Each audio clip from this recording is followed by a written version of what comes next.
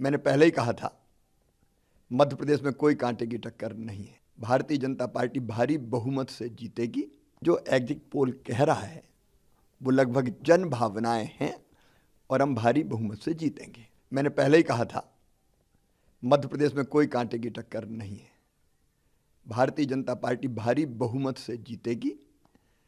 प्रधानमंत्री जी के प्रति प्रेम, उनका नेतृत्व, अमित शाह जी की रणनीति, नड्डा जी का मार्गदर्शन, कार्यकर्ताओं का अनथक परिश्रम और हमारी प्रदेश की सरकार की अनेकों योजनाएं जिनने जनता की जिंदगी बदली है और विकास, ये स्पष्ट बताते थे कि भारतीय जनता पार्टी भारी बहुमत से जीतेगी। मैं तो हमेशा आत्मविश्वास से भरा रहा और मैंने सदैव कहा कि जो एग्जिट पोल कह रहा है वो लगभग जन भावनाएं हैं और हम भारी बहुमत से जीतेंगे।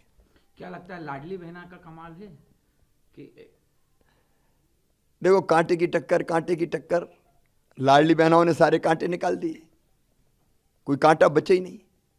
मैंने ऐसा चुनाव नहीं देखा कि जहां हम जाते थे पुरुषों की भीड़ तो होती थी लेकिन उससे ज्यादा बहनें आती थी, बेटियां आती थी, बच्चे भी आते थे और बहनों का जो लाड़ और प्यार मिला वो अद्भुत और अभूतपूर्व है।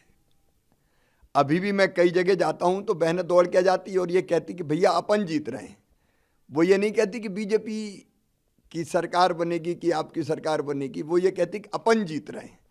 अपन जीत रहे हैं मतलब बीजेपी की जीत में बहनों को अपनी जीत दिखाई दे रही है और इसलिए लाडली बहना ने सचमुच में चमत्कार किया है। वोटिंग के बाद हमारे बीजेपी की भी कई नेताओं से बात हुई, अनौपचारिक चर्चा में भी आप 140 तक पहुंचे।